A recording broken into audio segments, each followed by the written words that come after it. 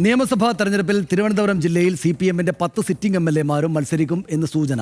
സംസ്ഥാന secretary MV Govindan പങ്കെടുത്ത ജില്ലാ സെക്രട്ടേറിയറ്റ് യോഗത്തിലാണ് ഇത് സംബന്ധിച്ച് ധാരണയായത്. ഭരണ തുടർച്ച ലക്ഷ്യമിട്ട് രംഗത്തിറങ്ങുമ്പോൾ ടേം വ്യവസ്ഥയിൽ ഇളവ് നൽകി വിജയസാധ്യതയ്ക്ക് മുൻഗണന നൽകാനാണ് തീരുമാനം. സിറ്റിംഗ് MLA-മാരെ മത്സരത്തിനിറക്കിയാൽ മണ്ഡലങ്ങൾ സുരക്ഷിതമാക്കാമെന്നും ജില്ലാ കമ്മിറ്റി കണക്ക് കൂട്ടിയിട്ടുണ്ട്. തൊണ്ടി മുതൽ തിരിമറി കേസിൽ അയോഗ്യനാക്കപ്പെട്ട ആന്റണി രാജു വിജയിച്ച തിരുവനന്തപുരം മണ്ഡലം CPIM ഏറ്റെടുക്കണമെന്നും നേതാക്കൾക്കിടയിൽ ആവശ്യമുയർന്നിട്ടുണ്ട്. കാണാം തലസ്ഥാനത്തെ CPIM തന്ത്രങ്ങൾ. RDX rap.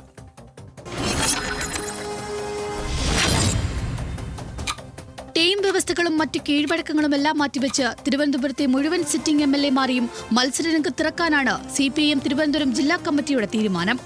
ജില്ലയിൽ CPIM-ന് 10 സിറ്റിംഗ് MLA-മാരാണുള്ളത്. ജില്ലാ സെക്രട്ടേറിയറ്റ് അഭിപ്രായം സംസ്ഥാന നേതൃത്വത്തെ അറിയിക്കാൻ ഇന്നത്തെ യോഗത്തിൽ തീരുമാനമായി. ജില്ലാ സെക്രട്ടറി അല്ലേ മത്സരിക്കണോ എന്ന് യോഗത്തിൽ പങ്കെടുത്ത CPIM സംസ്ഥാന സെക്രട്ടറി MV ഗോവിന്ദൻ ചോദ്യമുയർത്തിയതും കൗതുകമായി. വർക്കലയിൽ V ജോയ് തന്നെ മത്സരിച്ചില്ലെങ്കിൽ സീറ്റ് നഷ്ടമാകുമെന്നായിരുന്നു ജില്ലാ സെക്രട്ടേറിയറ്റിന്റെ മറുപടി. മറ്റ് MLA-മാരും മാറി നിന്നാൽ വിജയം ഉറപ്പിക്കാവുന്ന സ്ഥിതിയില്ലെന്നും ജില്ലാ സെക്രട്ടേറിയറ്റ് വിലയിരുത്തി. V ജോയ് വീണ്ടും മത്സരിക്കുന്ന സാഹചര്യത്തിൽ തിരുവനന്തപുരത്ത് പുതിയ ജില്ലാ സെക്രട്ടറി വരും. വിഷയത്തിൽ CPIM സംസ്ഥാന കമ്മിറ്റിയാണ് അന്തിമ തീരുമാനം എടുക്കുകയെങ്കിലും മാറ്റമുണ്ടാകാൻ സാധ്യതയില്ല. 2021-ൽ ഘടകകക്ഷികൾ മത്സരിച്ച തിരുവനന്തപുരം കോവളം സീറ്റുകൾ ഏറ്റെടുക്കണമെന്നും സെക്രട്ടേറിയറ്റിൽ ആവശ്യമുയർന്നിട്ടുണ്ട്. RDX റാപ്പ്, ന്യൂസ് മലയാളം.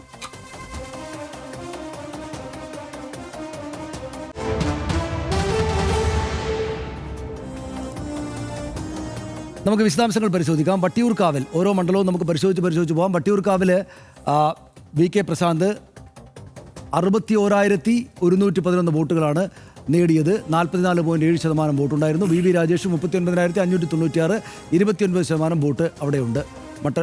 VV രാജേഷിന്.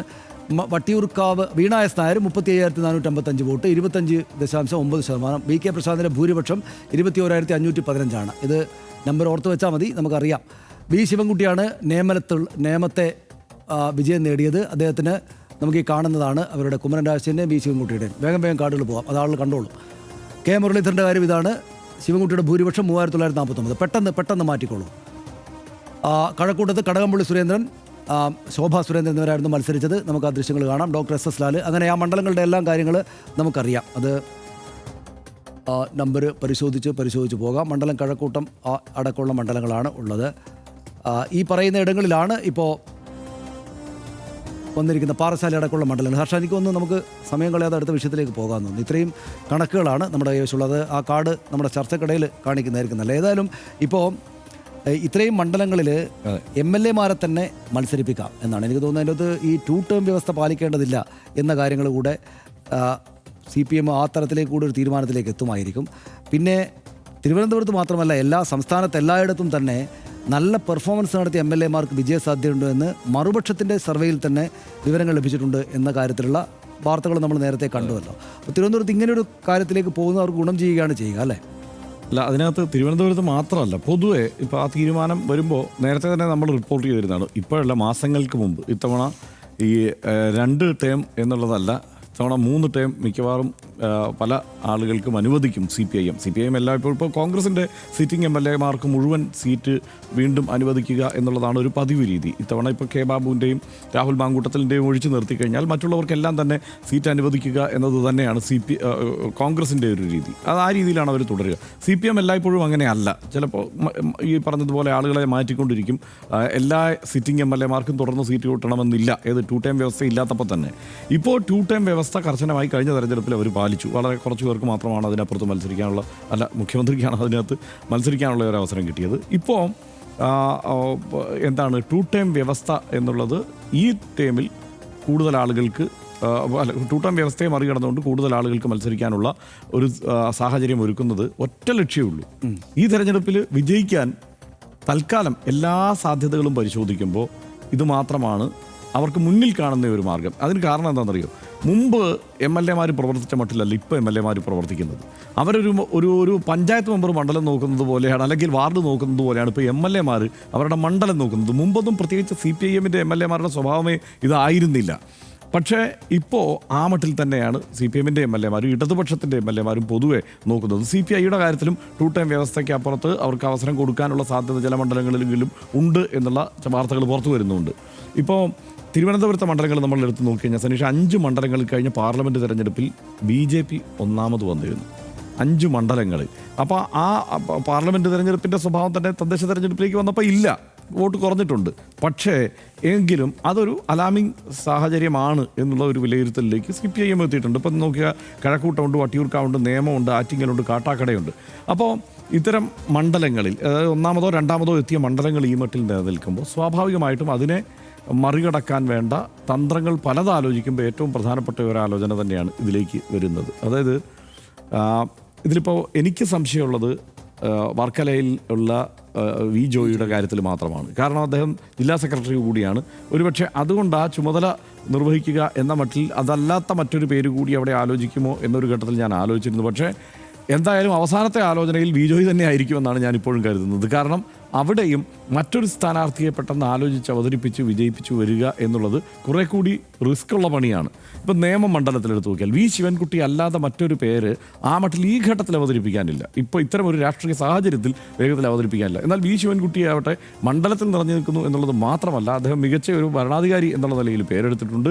വളരെ സൂക്ഷ്മമായി പ്രാദേശികമായി എല്ലാ അർത്ഥത്തിലും എല്ലാ ആളുകൾക്കിടയിലും ഇടപെടാനുള്ള ശേഷിയുള്ള നേതാവ് എന്ന നിലയ്ക്ക് അദ്ദേഹം തന്നെ പരിഗണിക്കപ്പെടും. ഇനിയിപ്പോൾ അപ്പുറത്തേക്ക് ആൻസലനെ പോലെയോ അതല്ലെങ്കിൽ സ്റ്റീവനെ പോലെയോ ആ ഭാഗത്തേക്ക് നോക്കിക്കഴിഞ്ഞാൽ ആ MLA-മാരെല്ലാം അരുവിക്കരയായാലും പാറശാലയായാലും നെയ്യാറ്റിൻകരയായാലും ഇതെല്ലാം ഈ മണ്ഡലങ്ങൾ നോക്കുന്ന MLA-മാരായി പേരെടുത്തിരിക്കുന്നു. മണ്ഡലം നോക്കുന്ന MLA-മാർ. കാട്ടാക്കട നോക്കിക്കഴിഞ്ഞാൽ IB സതീഷ് അല്ലാതെ മറ്റൊരു പേരിലേക്ക് എന്തായാലും എത്തില്ല. കാരണം IB സതീഷ് കാട്ടാക്കടയുടെ ഒരു പ്രതീകമായി ആ മട്ടിലാണ് അദ്ദേഹം വളർന്നത്. ഇപ്പോൾ കാട്ടാൽ ഫെസ്റ്റ് എന്നൊക്കെ പറയുന്ന വലിയ പരിപാടി, ഞാൻ പരിപാടി പങ്കെടുക്കാൻ പോയതാണ്, വലിയ പരിപാടിയൊക്കെ സംഘടിപ്പിക്കുന്നു. അങ്ങനെ തിരുവനന്തപുരത്തിൻ്റെ വേറൊരു സ്വഭാവം കൂടിയുണ്ട്. തിരുവനന്തപുരത്തിൻ്റെ യശസ് ഉയർത്തുന്നവരോട് തിരുവനന്തപുരക്കാർക്ക് കുറച്ച് സ്നേഹം കൂടുതലാണ്. ഇപ്പോൾ VK പ്രശാന്തിൻ്റെ കാര്യത്തിൽ സംഭവിച്ചതാണ്. ഇപ്പോൾ IB സതീഷിൻ്റെ കാര്യത്തിൽ സംഭവിച്ചുകൊണ്ടിരിക്കുന്നതാണ്. അതായത് ആ പ്രദേശത്തിന് വേണ്ടിയിട്ട് ആ പ്രദേശത്തിൻ്റെ യശസ് ഉയർത്തുന്ന ആളുകൾ എന്നുള്ള പരിഗണന ഭയങ്കരമായിട്ട് അവർക്കുണ്ട്. പ്രശാന്തിൻ്റെ കാര്യത്തിൽ ഇത് തന്നെ. വട്ടിയൂർക്കാവിൽ മറ്റൊരു സ്ഥാനാർത്ഥിയെ മത്സരിപ്പിച്ചാൽ അവിടെ എന്താവും സംഭവിക്കുക എന്ന് പറയാൻ കഴിയില്ല. ത്രികോണ മത്സരമാണ്. അല്ലെങ്കിൽ തന്നെ അവിടെ ഒരു BJPക്ക് വിജയസാധ്യതയുള്ള മണ്ഡലം കൂടിയാണ്. അപ്പോൾ ആ പരീക്ഷണത്തിന് എന്തായാലും ഈ മണ്ഡലങ്ങളിലൊന്നും ഇവർ നിൽക്കാൻ കൂട്ടാക്കുന്നില്ല. അവിടെ മാത്രമല്ല കേട്ടോ, ഇപ്പം മറ്റ് തിരുവനന്തപുരം വിട്ട് മറ്റ് ജില്ലകളിലേക്ക് പോയാലും ഏതാണ്ട് സമാനമായ ആലോചനയിലേക്ക് തന്നെയായിരിക്കും CPIM ഇത്തവണ കടക്കുക. ചില ഇടത്ത് മാത്രം ഈ പറയുന്നത് പോലെ നമ്മൾ സൂക്ഷ്മമായി നോക്കിയാൽ പ്രാദേശികമായി ജില്ലാതലത്തിലൊക്കെ ഉണ്ടാകുന്ന വിഭാഗീയതയും താല്പര്യക്കുറവും പ്രാദേശികമായ പ്രശ്നങ്ങളും ഒക്കെ പരിഗണിച്ച് ചില ആളുകളെയൊക്കെ മാറ്റി നിർത്താനുള്ള ഇടപെടലും ശ്രമമൊക്കെ ഉണ്ടാകാം. അത് ജില്ലാതലത്തിൽ നിന്ന് അത്തരം നീക്കങ്ങൾ ഉണ്ടായാലും സംസ്ഥാന തലത്തിലെത്തുമ്പോഴേക്ക് ആ നീക്കങ്ങൾ തടയപ്പെടും എന്നാണ് ഞാനിപ്പോൾ കരുതുന്നത്. ഇപ്പോൾ വളരെ പെട്ടെന്ന് തന്നെ ഇപ്പോൾ കണ്ണൂരിൽ നിന്നൊക്കെയുള്ള തീരുമാനങ്ങൾ അടുത്ത ദിവസം അറിയാവുന്നതാണ് എനിക്ക് തോന്നുന്നത്. അതായത് ജില്ലാ തലത്തിൽ നിന്നുള്ള തീരുമാനങ്ങളും ആലോചനകളും, അത് ആലോചനകളാണല്ലോ ആത്യന്തികമായി. CPIM-ന്റെ സ്ഥാനാർത്ഥി പട്ടിക വരുന്നത് മുകളിൽ നിന്നാണ് താഴേക്ക് വരുന്നത്. അപ്പോൾ ഈ ആലോചനകളൊക്കെ ഇവിടെ പലതും നടക്കുമെങ്കിലും ആത്യന്തികമായി മുകളിൽ തീരുമാനിക്കുമ്പോൾ നിലവിലുള്ള MLA-മാരിൽ ബഹുഭൂരിപക്ഷവും തുടരാനുള്ള സാധ്യത തന്നെയാണ് ഞാൻ കാണുന്നത്. അല്ല, അത്ര തന്നെയുള്ളൂ. അതിനകത്ത് ഒരു കാര്യം തിരുവനന്തപുരത്തെ വ്യത്യസ്തമാക്കുന്ന, നേരത്തെ ഹർഷം പറഞ്ഞു, BJPയുടെ സാന്നിധ്യമാണ്. BJPയുടെ സാന്നിധ്യം മാത്രമല്ല, ഈ ഒന്നാം സ്ഥാനത്ത് 5 മണ്ഡലങ്ങൾ അവർ എത്തിയിട്ടുണ്ടെങ്കിൽ തന്നെയും കോൺഗ്രസ് ഒട്ടും വിട്ടുകൊടുക്കുന്ന മത്സരമല്ല ഇത്തവണ നടത്തുക. എന്നാൽ ഏറ്റവും കൊള്ളാവുന്ന സ്ഥാനാർത്ഥികളെ കൊണ്ടുവന്ന് നിർത്തുക. അവർ കോർപ്പറേഷനിൽ ശബരിനാഥനെ പോലൊരു പ്രധാനപ്പെട്ട ആളെ, നേതാവിനെ കൊണ്ടുവന്ന് മത്സരിപ്പിച്ചിട്ട് അതായത് കോർപ്പറേഷൻ മത്സരം പോലും നമ്മൾ ചെറുതായിട്ട് കാണുന്നില്ല എന്ന തോന്നൽ നേരത്തെ തന്നെ ഉണ്ടാക്കിയിട്ടുണ്ട്. അതുകൊണ്ട് തിരുവനന്തപുരത്ത് CPM-ഉം BJP-യും അവരുടെ ശക്തി കാണിക്കുമ്പോൾ ഒട്ടും കുറവല്ലാത്ത സാന്നിധ്യമായിരിക്കും.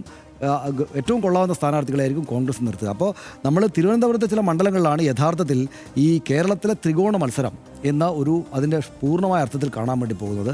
അപ്പോൾ ഇവർ ഈ പറയുന്ന പഴയ ആളുകൾ അതേ MLA-മാരെ തന്നെ നിലനിർത്തിയേക്കാമെന്ന തോന്നലിന് ഒരു സാങ്കത്യം ഉണ്ടായിട്ട് വരികയാണ്. കാരണം എന്തെങ്കിലും റിസ്ക് എടുക്കാൻ പറ്റില്ല.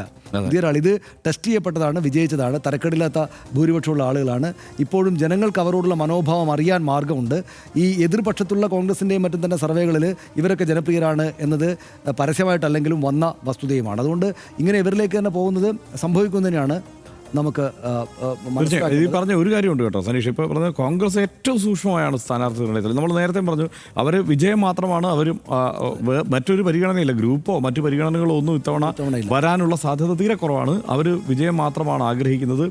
അവരേറ്റവും സൂക്ഷ്മമായി ശ്രദ്ധിക്കുന്നത് സാമുദായിക സമവാക്യങ്ങളെ കൃത്യമായി പാലിച്ചുകൊണ്ടെങ്ങനെ തിരുവനന്തപുരം ജില്ലയിലെ സീറ്റുകൾ വിഭജിച്ചു കൊടുക്കാം എന്നുള്ളതാണ് അവർ സൂക്ഷ്മമായി ശ്രദ്ധിക്കുന്നത്. ഇതിപ്പോൾ ഇതിനകത്ത് CPM-ന്റെ ഒരു ചിന്ത വന്നിട്ടുണ്ടാകാവുന്നൊരു കാര്യം, ഇതിപ്പോൾ സംസ്ഥാനത്താകെ ഉള്ളൊരു വികാരത്തിൻ്റെ മുകളിലല്ല ഈ തവണ. ഒരുപക്ഷെ അതാത് മണ്ഡലങ്ങളിലെ ഭരണവിരുദ്ധ വികാരം എന്ന് വെച്ചാൽ അതാത് മണ്ഡലങ്ങളിലെ വികാരം ഉണ്ടല്ലോ അതിനെ കൂടെ പരിഗണിക്കേണ്ടതുണ്ട് എന്നതായിരിക്കും രണ്ടു കൂട്ടരും, അത് ഇവർ മാത്രമല്ല 3 കൂട്ടരും കാണുന്നൊരു കാര്യം. അതുകൊണ്ട് ആ നിലക്കായിരിക്കും അതുകൊണ്ട് ഈ നമ്മളിപ്പോൾ പറഞ്ഞ ഈ കാര്യങ്ങൾ പൂർണ്ണമായിട്ടും ഇവരെല്ലാം മത്സരിക്കാൻ തന്നെയാണ് സാധ്യത. ഹർഷൻ പറഞ്ഞ പോലെ ബി ജോയിയുടെ കാര്യത്തിൽ മാത്രം ഒരുപക്ഷെ മറ്റൊരു ആലോചന വന്നേക്കാം എന്നേ ഉള്ളൂ, ഈ പറയുന്ന കാരണം കൊണ്ട്, ജില്ലാ സെക്രട്ടറി ആയിരിക്കുന്നത് കൊണ്ട്. വരാനിരിക്കുന്ന നിയമസഭാ തെരഞ്ഞെടുപ്പിൽ BJP ലക്ഷ്യം വെക്കുന്ന പ്രധാന മണ്ഡലങ്ങൾ അടങ്ങിയ ജില്ലയാണ് തിരുവനന്തപുരം. അതുകൊണ്ട് തന്നെ BJPയെ ചെറുക്കാൻ കൂടിയാണ് CPIMന്റെ ഈ തീരുമാനം. തെരഞ്ഞെടുപ്പിൽ എല്ലാ സീറ്റിലും വിജയിക്കുവാൻ തന്നെയാണ് ഇടതുപക്ഷം ലക്ഷ്യം വെക്കുന്നത്. CPIMന്റെ 10 സിറ്റിംഗ് MLA-മാരും മത്സരിക്കണം എന്ന ജില്ലാ കമ്മിറ്റി തീരുമാനം ഈ തെരഞ്ഞെടുപ്പിനെ ഇടതുപക്ഷം ശക്തമായി നേരിടാൻ ഒരുങ്ങുന്നു എന്നതിൻ്റെ സൂചനയാണ്. തദ്ദേശ തെരഞ്ഞെടുപ്പിൽ കോർപ്പറേഷൻ കൈവിട്ടുപോയതടക്കം പഴുതുകളെല്ലാം അടച്ചുള്ള പ്രചരണത്തിനാണ് CPIM-ഉം ഇടതുപക്ഷം ആകെയും തയ്യാറെടുക്കുന്നത്. നേമത്തെ അക്കൗണ്ട് പൂട്ടിച്ചതുപോലെ തിരുവനന്തപുരത്തിന് ഈ ഒരു അക്കൗണ്ട് തുറക്കാതിരിക്കാനുള്ള ജാഗ്രത കൂടിയായി ടേം വ്യവസ്ഥ പോലും മാറ്റിവെച്ചുള്ള ജില്ലാ കമ്മിറ്റി നിർദ്ദേശത്തെ വിലയിരുത്താം.